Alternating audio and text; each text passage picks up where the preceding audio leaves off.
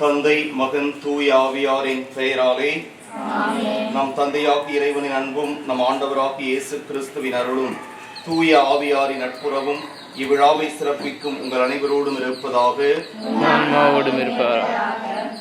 ஆண்டவருடைய பெயராலே நமக்கு உதவி உண்டு.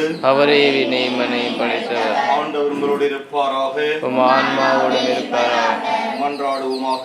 ஆண்டவரே, எங்களுடைய பங்கின் பாதுகாவலை புனித அன்னாளின் திரு உருவம் தாங்கிய இந்த தேரினை ஆசிர்வதியும். இது பவனி வரும் இடமெங்கும் இறையாற்றல் செயல்படுவதாக. உமது உண்மையின் ஒளி வீசுவதாக. தந்தை, மகன், தூய ஆவியாரின் பெயராலே ஆமென்.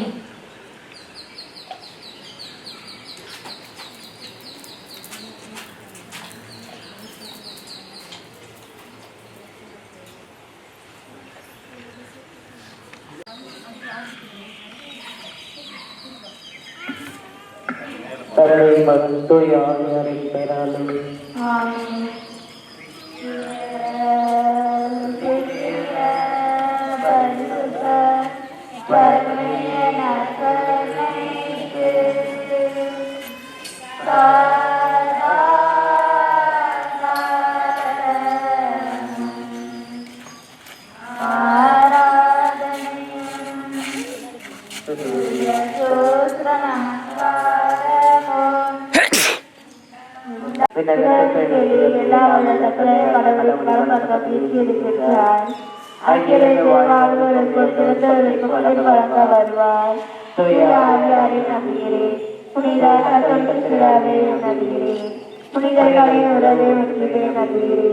பாவம் மன்னிப்பை நம்புகிறேன்.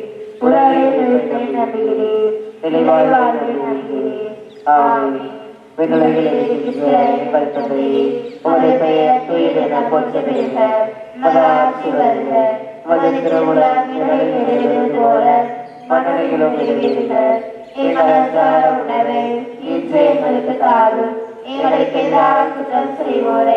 நாங்கள் மன்னிப்பது போல எங்கள் குற்றங்களை மன்னியும்.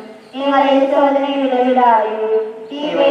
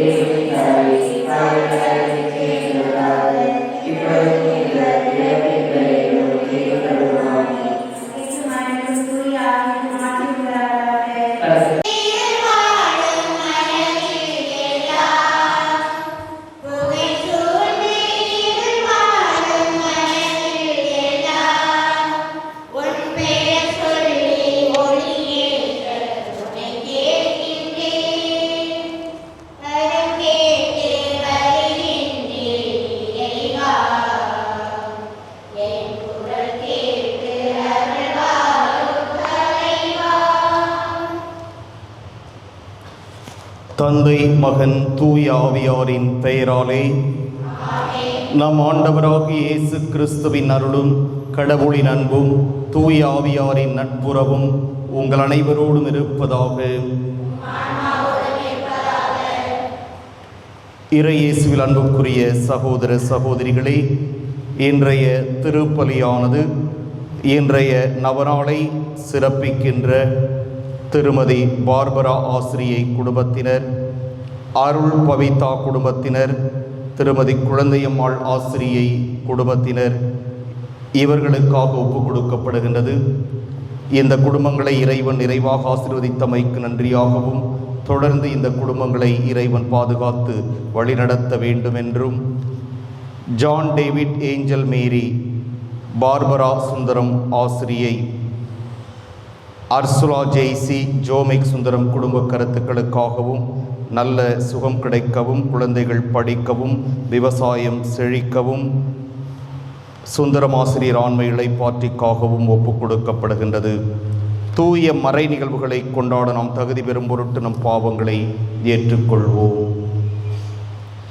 எல்லாம் வல்ல இறைவனிடமும்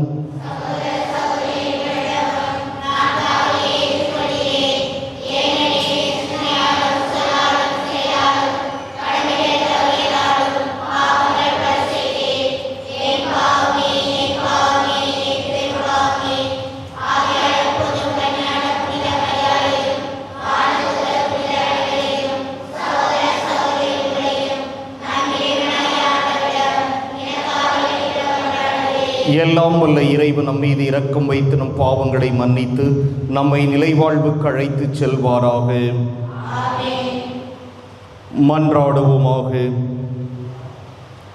எல்லாம் வல்ல இறைவா, எங்களுக்கு அருள் புரிய உம்மை வேண்டுகிறோம். அதனால் பாஸ்கா விழாக்களை கொண்டாடிய நாங்கள் உமது அருளால் அவற்றை எங்கள் வாழ்விலும் செயலிலும் கடைபிடிக்கச் செய்வீராக. உம்மோடு தூய ஆவியாரின் ஒன்றிப்பில் இறைவனாய் என்றென்றும் வாழ்ந்து ஆட்சி செய்கின்ற அவர் வழியாக உம்மை மன்றாடுகின்றோம். முதல் வாசகம். பவுல் ரோமையில் தங்கி இறையாட்சியை குறித்து பறைசாற்றி வந்தார். திருத்தூதர் பணிகளிலிருந்து வாசகம். அதிகாரம் 28, இறைவசனங்கள் 16 முதல் 20, மேலும் 30 முதல் 31 வரை. திருத்தூதர் பணிகள். ரோமையர் தனி வீட்டில் தங்கியிருக்க பவுல் அனுமதி பெற்றுக் கொண்டார். ஆனால் படை வீரர் ஒருவர் அவரை காவல் காத்து வந்தார். 3 நாட்களுக்கு பின்பு பவுல் யூத முதன்மை குடிமக்களை தம்மிடம் வரவழைத்தார். அவர்கள் வந்து கூடிய பின் அவர்களை நோக்கி, சகோதரரே, நான் நம்முடைய மக்களுக்கு எதிராகவோ மூதாதையரின் மரபுகளுக்கு எதிராகவோ எதுவும் செய்யவில்லை. எனினும் எருசலேமில் நான் கைது செய்யப்பட்டு ரோமையரிடம் ஒப்புவிக்கப்பட்டேன்.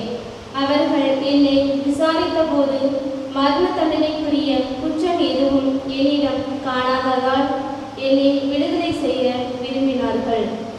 யூதர்கள் அதனை எதிர்த்து பேசியபோது நான் சீசரே என்னை விசாரிக்க வேண்டும் என்று கேட்டு வேண்டிய கட்டாயத்துக்கு உள்ளானேன்.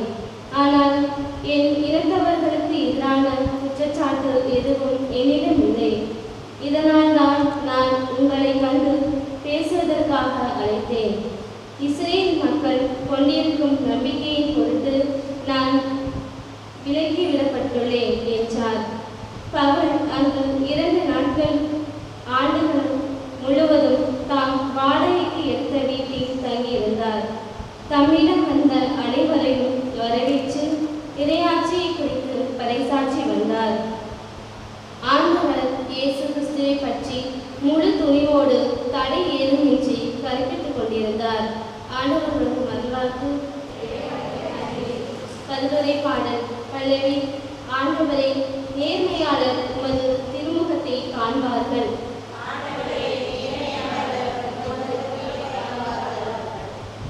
ஆண்டவர் தாம் தூய கோவிலில் இருக்கின்றார். அவரது அரியணை விண்ணுலகில் இருக்கின்றது. அவர் கண்கள் உற்று நோக்குகின்றன. அவர் விழிகள் மானிடரை சோதிக்கின்றன. பல்லவி.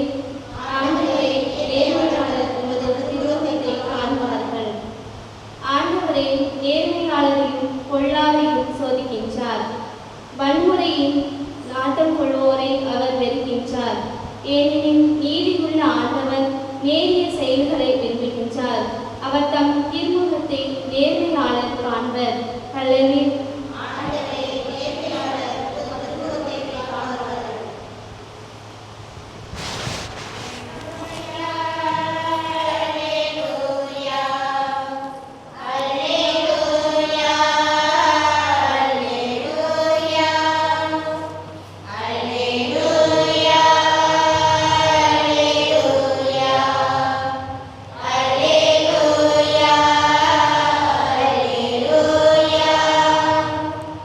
துணையாளரை உங்களிடம் அனுப்புவேன்.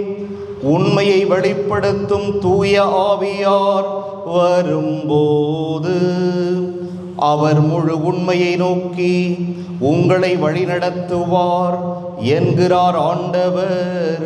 அல்லேலூயா.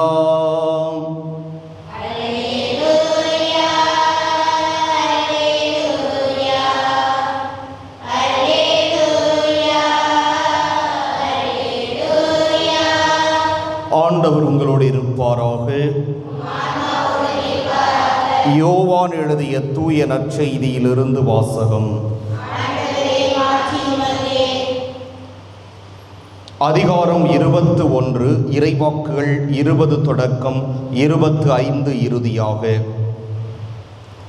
அக்காலத்தில் பேதுரு திரும்பி பார்த்தபோது இயேசுவின் அன்பு சீடரும் பின்தொடர்கிறார் என்று கண்டார். இவரே இரவு உணவின் போது இயேசுவின் அருகில் அவர் மார்பு பக்கமாய் சாய்ந்து கொண்டு, ஆண்டவரே, உம்மை காட்டிக் கொடுப்பவன் எவன் என்று கேட்டவர். அவரை கண்ட பேதுரு இயேசுவிடம், ஆண்டவரே, இவருக்கு என்ன ஆகும் என்று கேட்டார். இயேசு அவரிடம், நான் வரும் வரை இவன் இருக்க வேண்டுமென நான் விரும்பினால் உனக்கு என்ன? நீ என்னை பின்தொடர்ந்து வா என்றார். ஆகையால் அந்த சீடர் இறக்க மாட்டார் என்னும் பேச்சு சகோதரர் சகோதரிகளிடையே பரவியது. ஆனால் இவர் இறக்க மாட்டார் என இயேசு கூறவில்லை. மாறாக, நான் வரும் வரை இவன் இருக்க வேண்டும் என நான் விரும்பினால் உனக்கு என்ன என்றுதான் கூறினார். இந்த சீடரே இவற்றிற்கு சாட்சி. இவரே இவற்றை எழுதி வைத்தவர். இவரது சான்று உண்மையானது என நமக்கு தெரியும். இயேசு செய்தவை வேறு பலவும் உண்டு. அவற்றை ஒவ்வொன்றாக எழுதினால் எழுதப்படும் நூல்களை உலகமே கொள்ளாது என கருதுகிறேன். கிறிஸ்துவின் நற்செய்தி.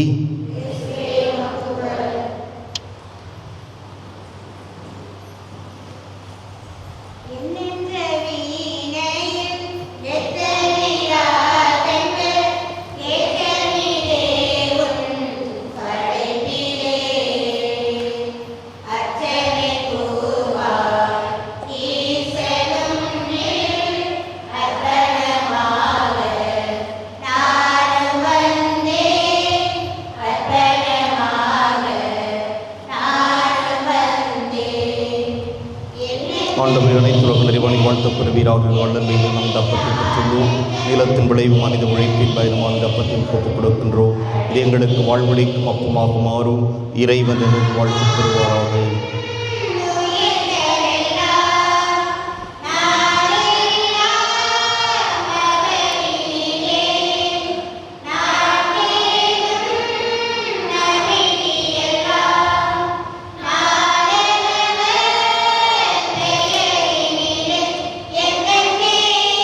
ஆண்டவரே, அனைத்து உலக நிறைவானில் வாழ்த்த பெறுவீராக. வள்ளல் மேலும் நம் ரசத்தை பெற்றுள்ளோம்.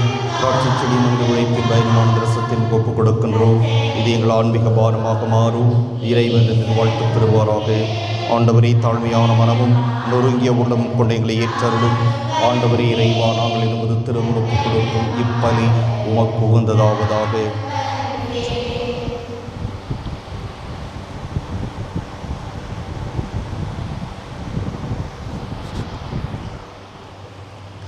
சகோதர சகோதரிகளே, என்னுடையதும் உங்களுடையதுமான இப்பலி எல்லாம் வல்ல தந்தையாக இறைவனுக்கு ஏற்றதாகும்படி மன்றாடுங்கள்.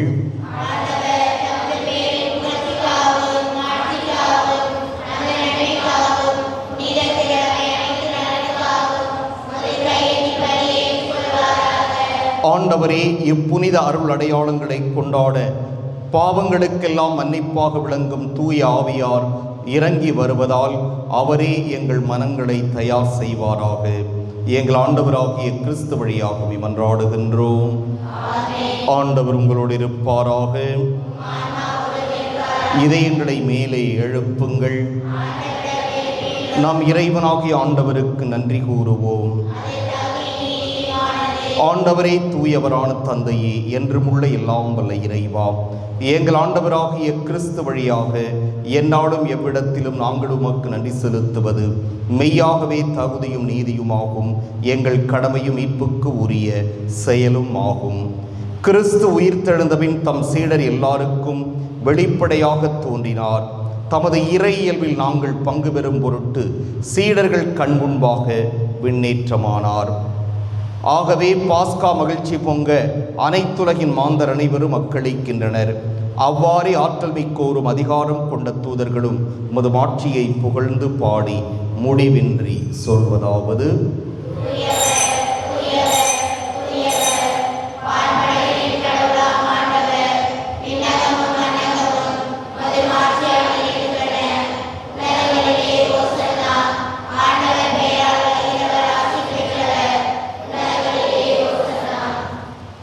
ஆண்டவரே, நீர் மெய்யாகவே தூயவர், தூய்மை அனைத்துக்கும் ஊற்று. ஆகவே உம்முடைய ஆவியை பொழிந்து இக்காணிக்கைகளை தூய்மைப்படுத்த உம்மை வேண்டுகிறோம். இவ்வாறே எங்கள் ஆண்டவர் இயேசு கிறிஸ்துவின் உடலும் இரத்தமுமாக எங்களுக்கு இவை மாறுவனவாக.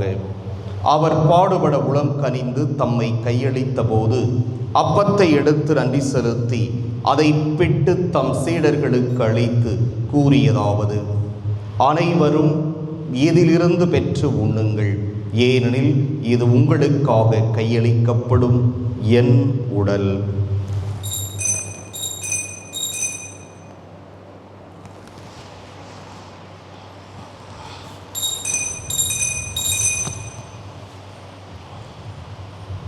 அவ்வண்ணமே இரவு விருந்தை அருந்தியபின் கிண்ணத்தையும் எடுத்து மீண்டும் உமக்கு நன்றி கூறி தம் சீடர்களுக்கு அளித்தவர் கூறியதாவது: அனைவரும் இதிலிருந்து பெற்று பருகுங்கள், ஏனெனில் இது புதிய நிலையான உடன்படிக்கைக்கு உரிய என் இரத்தத்தின் கிண்ணம். இது பாவ மன்னிப்புக்கென்று உங்களுக்காகவும் பலருக்காகவும் சிந்தப்படும். இதை என் நினைவாகச் செய்யுங்கள்.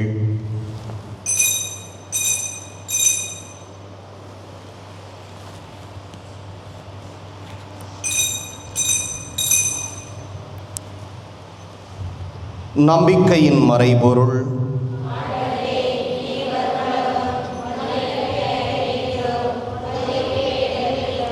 ஆகவே ஆண்டவரே, நாங்கள் கிறிஸ்துவின் இறப்பினையும் உயிர்ப்பினையும் நினைவு கூர்ந்து வாழ்வு தரும் அப்பத்தையும் மீட்பளிக்கும் கிண்ணத்தையும் உமக்கு ஒப்புக் கொடுக்கின்றோம். உம் திருமுன் நின்று உமக்கு ஊழியம் புரிய தகுந்தவர்கள் என எங்களை ஏற்றுக்கொண்டீர். எனவே உமக்கு நன்றி செலுத்துகிறோம். மேலும் கிறிஸ்துவின் உடலிலும் இரத்தத்திலும் பங்கு கொள்ளும் எங்களை தூய ஆவியார் ஒன்று சேர்க்க வேண்டுமென உம்மை தாழ்மையுடன் மன்றாடுகின்றோம். ஆண்டவரே, உலகெங்கும் பரவியிருக்கும் உமது திரு அவையை நினைவு கூர்ந்தருளும். எங்கள் திருத்தந்தை லியோ, எங்கள் ஆயர் சகாயராஜ், எல்லா திருநிலையினராகிய அனைவரோடும் உமது திரு அவை அன்பில் நிறைவு பெறச் செய்தருளும்.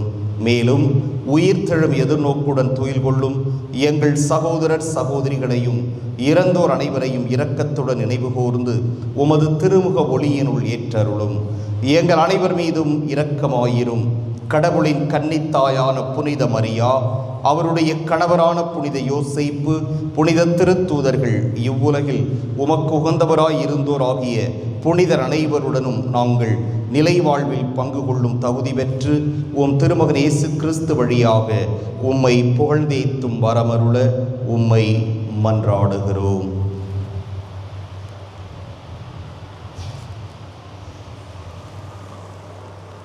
இவர் வழியாக இவரோடு இவரில் எல்லாம் வல்ல இறைவனாகிய தந்தையே, தூய ஆவியாரின் ஒன்றிப்பில் எல்லா புகழும் ஆட்சியும் என்றென்றும் உமக்கு உரியதே.